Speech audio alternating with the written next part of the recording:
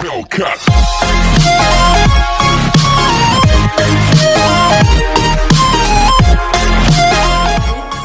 kita mengetahui pengertian dari psikologi komunikasi persuasif,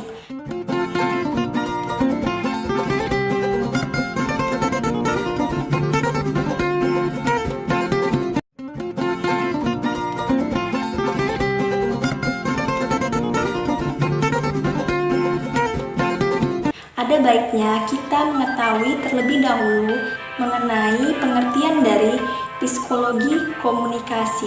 Nah, pengertian dari psikologi komunikasi menurut Effendi tahun 1986 menjelaskan pengertian psikologi komunikasi ini berasal dari etimologis, yang istilah ini berarti communication, berasal dari kata Latin communication dan bersumber dari kata komunis yang berarti sama.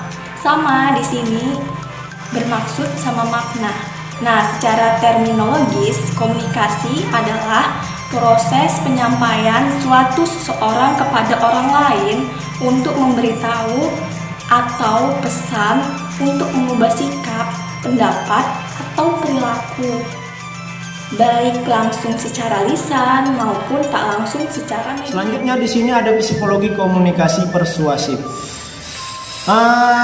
Secara etimologis, istilah persuasion ya, bersumber dari perkataan Latin ya.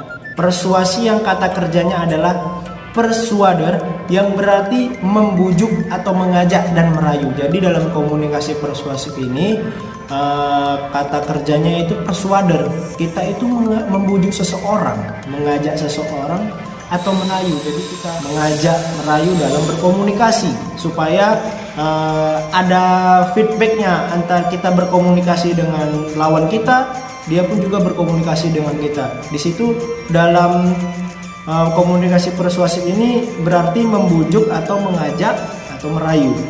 Oke. Beberapa pengertian komunikasi persuasif menurut para ahli. Pertama itu ada beberapa. Kene Anderson ya tahun 1972 menyatakan bahwa komunikasi persuasif merupakan proses komunikasi antar individu. Ya, di sini Kene Anderson ini menyatakan bahwa persuasif itu merupakan proses komunikasi antara dua orang, ya. Jadi antara dua orang. Yang pertama itu kita, kedua di sini ada Erwin P.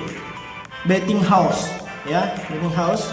Dalam bukunya yang berjudul Persuasive Communication tahun 1973, di sana dijelaskan bahwa komunikasi persuasif dapat mempengaruhi pemikiran orang. Ketika kita berkomunikasi dengan orang, kita berbicara dengan orang tersebut, lawan kita mendengarkan, setidaknya dalam ketika kita berkomunikasi,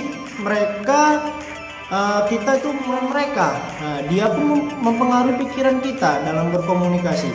Hubungan aktivitas antara pembicara dan pendengar, di mana pembicara berusaha mempengaruhi tingkah laku pendengar. Itu untuk penjelasan dari pengertian yang namanya psikologi persuasif. Tujuan komunikasi persuasif.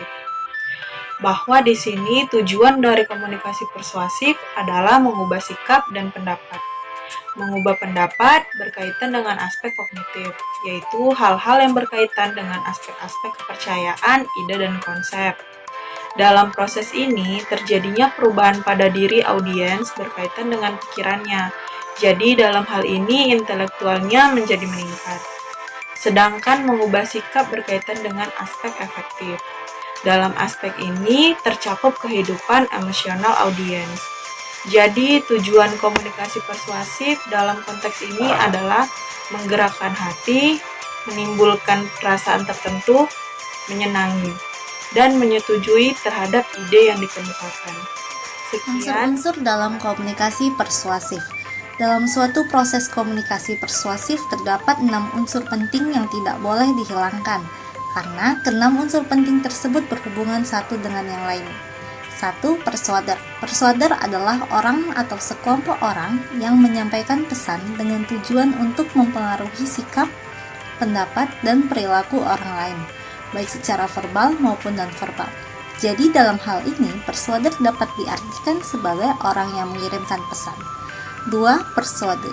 Persuade adalah orang atau sekelompok orang yang menjadi tujuan pesan yang disampaikan atau disalurkan oleh persuader, baik secara verbal maupun non-verbal.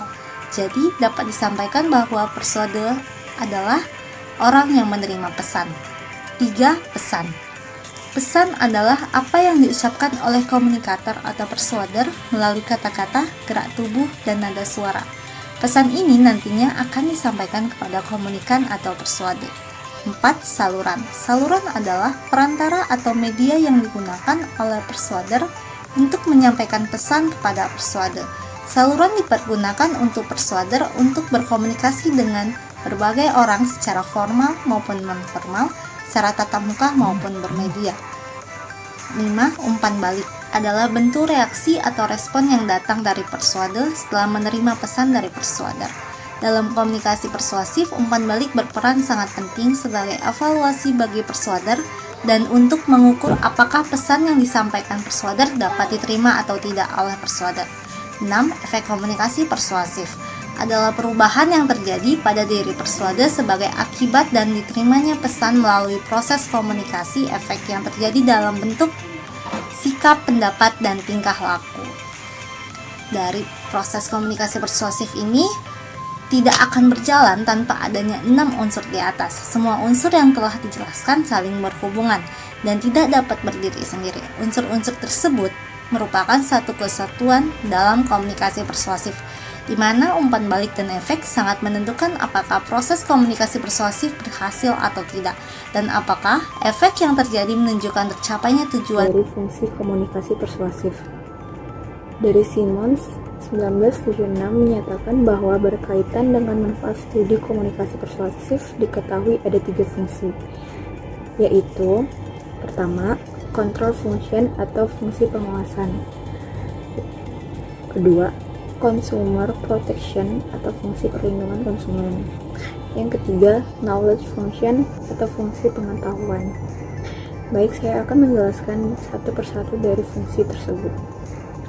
Fungsi pengawasan yaitu menggunakan komunikasi persuasif untuk mengkonstruksi pesan dan membangun citra diri atau image agar dapat mempengaruhi orang lain. Yang kedua, fungsi perlindungan konsumen adalah salah satu fungsi komunikasi persuasif melalui pengkajian komunikasi yang akan membuat kita lebih cermat dalam menyaring pesan-pesan persuasif yang banyak berkeliaran di sekitar kita. Yang ketiga, komunikasi persuasif itu berfungsi sebagai ilmu pengetahuan. Dengan mempelajari komunikasi persuasif, kita akan memperoleh wawasan tentang persuasif dalam masyarakat dan dinamika psikologi persuasif. Dan selanjutnya, Ini akan menjelaskan tentang hambatan dalam komunikasi persuasif. Menurut Fisher dalam Soimira 2017, kegagalan atau hambatan yang terjadi dalam proses komunikasi yaitu dikarenakan oleh 2 faktor, yakni faktor mekanistik komunikasi manusia dan faktor psikologis. 1. Faktor mekanistis. Dalam hambatan komunikasi secara mekanismis disebabkan oleh saluran pesan yang terbatas, terganggu, tercemar, atau dalam keadaan rusak. Hal ini disebabkan oleh internal dan eksternal persuade. Yang kedua itu ada faktor psikologis. Faktor psikologis di sini yang bersifat internal. Hambatan ini muncul karena adanya distori makna dalam pesan. Hal ini disebabkan oleh kultur, konflik peran, konflik dalam sistem sosial, dan lain-lain.